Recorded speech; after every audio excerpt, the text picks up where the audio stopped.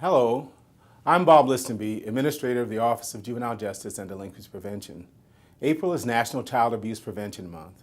It's a time when families and communities across our nation renew their commitment to ensuring the safety and well-being of children and helping children who've experienced abuse and maltreatment to heal. Research has shown that children who experience violence, including sexual violence, often carry the scars of these experiences well into their adult lives. These children are more likely to abuse drugs and alcohol, struggle in school, and without treatment, they are at risk of becoming involved in the juvenile and criminal justice systems. We know that the majority of children in our juvenile justice system have themselves been victims of violence and abuse. An OJJDP-sponsored study showed that in one detention center in the Midwest, more than 90% of the youth in detention had experienced at least one traumatic event, and more than half were exposed to trauma 6 or more times. The juvenile justice system must hold youth accountable and provide services, treatment, and rehabilitation to address the violence and victimization that marks too many young lives.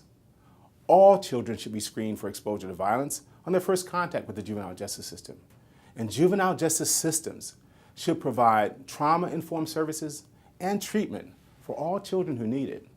It is also essential that juvenile justice officials reduce reliance on detention and incarceration.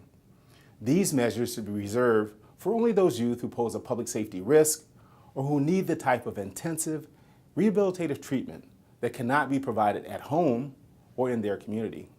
The majority of children who enter the system commit low-level, nonviolent offenses, and out-of-home placement needlessly separates these children from their communities and interrupts not only their education, but also healthy adolescent development. In addition, a record of involvement in the juvenile justice system can make it challenging for young people to later find housing and employment. Finally, children should never be put in solitary confinement or isolation, except in the most extreme cases when safety to themselves or others is an immediate issue. Our juvenile justice system too often re-traumatizes our children, and we must put an end to these practices. These are the principles that guide our work here at OJJDP.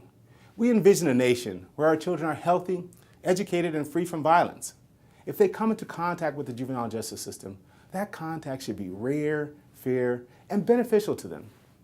Working together with our partners, we are bringing the day closer when this is no longer a vision, but a reality for all children.